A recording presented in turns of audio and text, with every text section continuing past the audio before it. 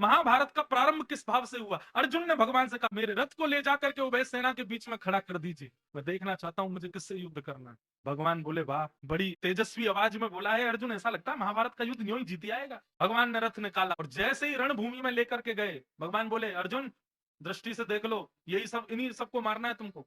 अर्जुन ने जब समीप आकर के देखा, भीष्म पितामह, दुर्योधन, दुशासन, कर्ण आदि, इन सबको जब भगवान बोले देख लिया, अर्जुन ने कोई उत्तर नहीं दिया। पीछे मुड़ करके भगवान ने जब देखा तो अर्जुन की आंखें लाल, आंखों से अश्रु गिर रहे हैं, हाथ कांप रहे हैं, पैर कांप रहे हैं, मुख के होठ फड़फड़ा रहे हैं। भगवान बोले क्या हुआ? मैं युद्ध नहीं कर सकता, ये लीजिए मेरा धनुष, ये लीजिए मेरा तस्कर, मैं ये युद्ध नहीं लड़ सकता ना। भगवान बोले क्यों? ये सब मेरे हैं, पितामह भीष्म ने हमको गोद में खिलाया है, मैं इनको कैसे मारूं? दुर्योधन, दुशासन, ये सब मेरे प्रिय हैं, मेरे भाई हैं।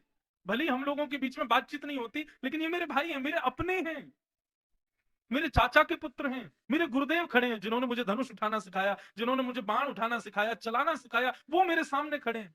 केशव मैं कैसे मार सकता हूं इनको? मुझे हस्तिनापुर का राजा बनना है, इंद्रप्रस्थ की गद्दी पर बैठना है, लेकिन अपनों को मारने के बाद वो गद्दी मिलेगी तो मुझे वो गद्दी अस्वीकार है, मैं नहीं बैठूंगा, मैं इनको नहीं मार सकता। भगवान बोले इतना मोह, कायरों जैसी बात मत कर अर्जुन, ये तुझे पहले सोचना चाहिए था। युद्ध का शंखनाद हो चुका है, युद्ध प्रारंभ की स्थिति में है, सामने सब योद्धा खड़े हैं, युद्ध प्रारंभ होने वाला, अब तू कह रहा है मैं युद्ध नहीं करूंगा, और केवल एक चंद से मोह की वजह से। तब भगवान ने अर्जुन को पहले तो बहुत फटकारा और ऐसा भी कहा जो मंच से नहीं कह सकता। वैसे तो कहने में कोई अभिप्राय नहीं, भगवान बोले तू जो बात कर रहा है, ऐसी बातें करने वाला व्यक्ति ना तो पुरुष माना जाता ना स्त्री, बीच का ही है।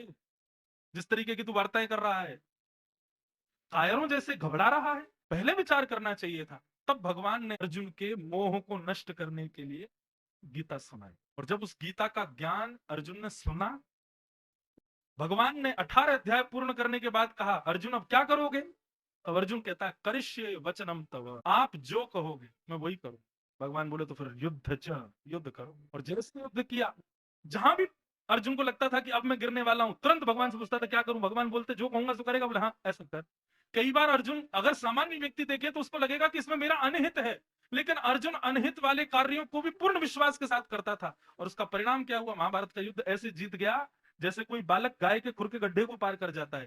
केवल और केवल कृष्ण की दिशा ने उसको युद्ध जिताया। भगवान ने कोई ये बताया हो कि ऐसे बाण पकड़ो, ऐसे चलाओ, यहां छोड़ो, ये करो, नहीं। भगवान ने केवल ज्ञान का उपदेश किया, उसको दिशा बता दी, चलना तुझे ही है, करना तुझे ही है, युद्ध तू ही लड़ेगा, हम तो केवल दिशा देंगे। और उस दिशा ने महाभारत का युद्ध जिता दिया।